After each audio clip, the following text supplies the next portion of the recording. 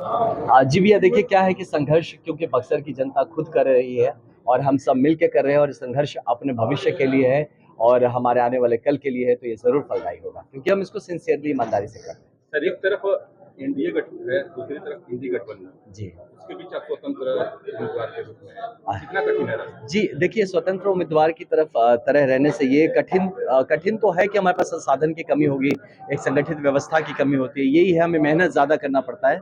लेकिन ये मान के चलते हैं कि क्योंकि हम लोग अपनी मेरिट पे काम करें, मतलब कि हम अपनी गति को तेज करने की कोशिश करें, हम ज़्यादा से ज़्यादा लोगों से मिलने की कोशिश करें, इसलिए हम कंपटीशन के भाव से काम नहीं कर रहे, हम सबसे कोऑपरेट करके ज़्यादा से ज़्यादा लोगों को अपने मत के हिसाब से ले आने की कोशिश करें। अच्छा, ये भी चल रही हो सकता है कि आप वापस हो जाएं। नहीं, ऐसा नहीं होगा, ऐसा कतई नहीं होगा, आप इस पे यकीन करिए। मैं इस बात को बार-बार कह रहा हूँ। देखिए, नामांकन का भी दिन आ गया, 7 तारीख हमने घोषणा भी कर दी कि 7 तारीख को हम नामांकन भी कर रहे हैं, तो ऐसा नहीं होगा। ये बक्सर के सम्मान की और मेरी भी आत्मसम्मान की बात है, इसलिए आप भरोसा रखिए, हम कहीं नहीं जा रहे और मुझे पूरा यकीन है एक लोकतांत्रिक व्यवस्था में हमें बक्सर को अपनी बात रखने की, हम लोगों को अपनी बात रखने की मौका ज़रूर मिलेगा। कई प्रत्याशियों से हम लोग मिल रहे हैं, वो बक्सर के विकास के मुद्दे ही नहीं जानते। आपको क्या लगता है बक्सर को क्या कुछ नहीं मिला जो मिलना ये चाहिए? देखिए, बक्सर का ना हम बहुत कुछ है जो नहीं मिला और मिलना चाहिए। बल्कि ये कहेंगे कि बाकी जो देश और कुछ राज्य है जो वो स्पीड से विकास करें। हम 5 ट्रिलियन इकोनॉमी की तरफ जब जा रहे हैं, हम टॉप 3 डेवलप्ड नेशंस में जा रहे हैं। 2047 विकसित भारत का जो सपना है, उसको पूरा करने के लिए बहुत सारे आयाम हैं जिस पे हमको काम करने की ज़रूरत है। शुरुआती करें तो हम एक अच्छा कानून व्यवस्था क्रिएट करना पड़ेगा। स्वास्थ्य व्यवस्था की बहुत गहरी ज़िम्मेदारी हमारी बक्सर के लिए स्पेशली है। आप शिक्षा व्यवस्था पे देख लीजिए, आप रोजगार पे देख लीजिए, स्वरोजगार पे देख लीजिए। और एक गैप होता है जो पढ़े लिखे लोग, एजुकेशन और एम्प्लॉयमेंट के बीच में गैप है।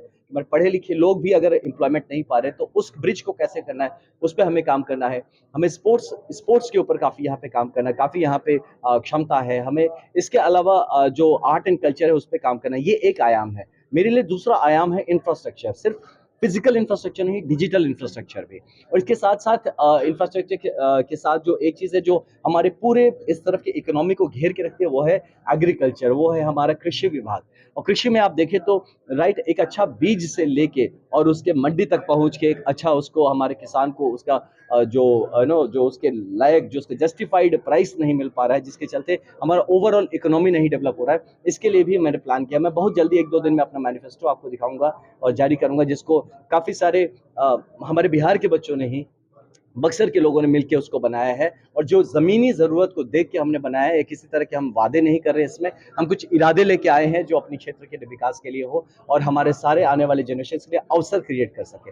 तो आप उसको देखेंगे तो आपको ज़रूर ये सुकून मिलेगा कि एटलीस्ट चलिए कोई आपका बेटा भाई है जो कि सच में विकास के लिए आया है और हमारे भविष्य के लिए आया है। 7 तारीख को नॉमिनेशन हो रहा है, जनता के को क्या संदेश देंगे? जी, मैं सबसे हाथ जोड़ के रिक्वेस्ट करूंगा कि 7 तारीख को बक्सर का नॉमिनेशन है, क्योंकि मैं ये मानता हूं कि हम लोग बक्सर के उम्मीदवार हैं, एक स्वतंत्र उम्मीदवार हैं बक्सर की तरफ से।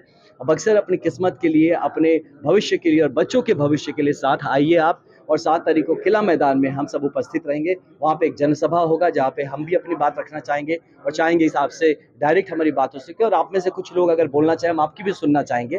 और उसके बाद हम नामांकन के बाद चाहेंगे कि एक बार हम परमिशन लिए हुए इस बात का कि हम यहाँ पे भ्रमण कर सके, जगह को देख सके और एक दूसरे के मनोबल बढ़ाने के लिए हम एक साथ मिलके खड़े हो, लगे कि बक्सर एक साथ खड़ा है। बक्सर को मिनी काशी बनाने की बात कही जा रही है। जी, आपने बहुत अच्छा प्रश्न किया ये वाला। मैं आपको बताऊं कि इस बात पे आपको क्वेश्चन मार्क लगाना चाहिए कि आप बक्सर को मिनी काशी क्यों बनाया। अब मेरा नाम आनंद है, हमको मैं तुमको देवानंद बना दूंगा, तो गलत बात है ना। मेरा परिचय आप मिटाने पे क्यों तुले हुए भाई। बक्सर का बहुत ही ऊर्जावान तेजस्वी इतिहास रहा है हमारा। अगर किसी को इतिहास पता नहीं होगा, वही हमको मिनी काशी या बनारस बनाने की बात करेगा। आप वामन भगवान, मथुरा जी में कृष्ण जैसे हैं, अयोध्या में राम है, हमारे वामन भगवान है। आप समझ सकते हैं हम कितने बड़े धरोहर के मालिक हैं और हमसे परिचय मत छीनिए। तो बक्सर को बक्सर बनाना है और कैसे बनाना है, इसकी पूरी तरह से जो रणनीति कह लीजिए या जिस तरह से कह लीजिए, हमने ढांचा तैयार करके रखा है। और आप सबकी मदद से बक्सर खुद अपने जिम्मेदारी अपने हाथ में लेगा और हम एक नया बक्सर, और जो कहते हैं सही मायने में जो बक्सर का परिचय छूट गया है, वो बक्सर को हम उसका परिचय दिलाएंगे।